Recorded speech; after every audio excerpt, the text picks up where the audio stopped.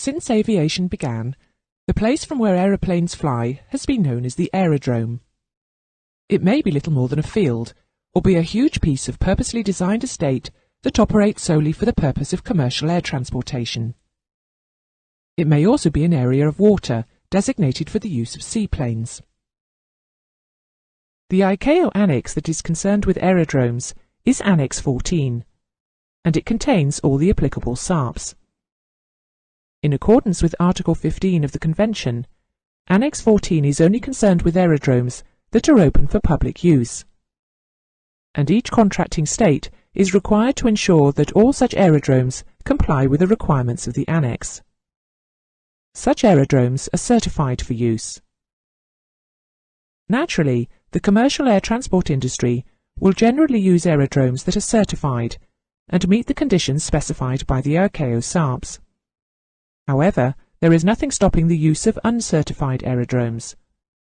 The absence of a certificate means that instrument procedures associated with them have not been certified as safe for use by commercial air traffic.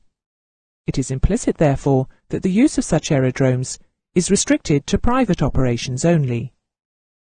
Certified aerodromes complying with the Annex will, in addition to having all the specified facilities, such as ground marking and aircraft handling, also have an aircraft movement area, a manoeuvring area, and an apron. At controlled aerodromes, there will be a control tower with a visual room.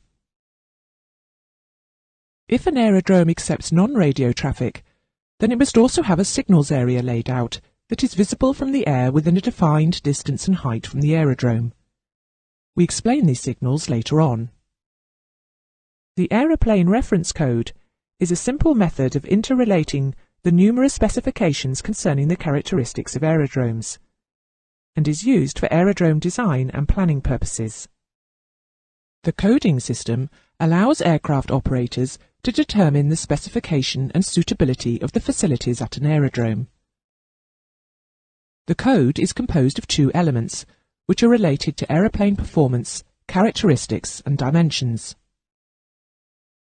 Element 1 is a number based upon the aeroplane field reference length, which we will explain shortly, and element 2 is a letter based on the aeroplane wingspan and outer main gear wheel span, the furthermost distance between the outer edges of the wheels in the main gear. Any particular specification will refer to the more appropriate of the two elements, or a combination of the two. The aeroplane reference field length is the minimum field length or takeoff distance required for takeoff at maximum certified takeoff mass at ISA conditions. It will also include still air and runway slope considerations, as defined in the appropriate aircraft flight manual. The aerodrome reference point is the geographical location of the aerodrome, and the centre of its air traffic zone is where an air traffic zone is established. This is usually the centre of the longest runway, and it will be reported to the AIS authority in degrees, minutes, and seconds. Normally, the whole apron is nominated as the area, and the elevation is averaged, then rounded to the nearest metre or foot. All altimeter checkpoints must be within 3 metres or 10 feet of this average elevation for the apron.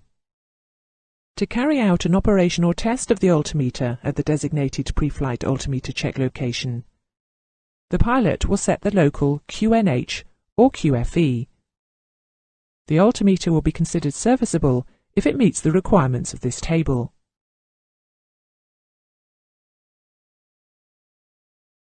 The aerodrome elevation is the highest point on the landing area, measured to the nearest foot or half metre above mean sea level. The thresholds of non-precision runways are measured to the same standard.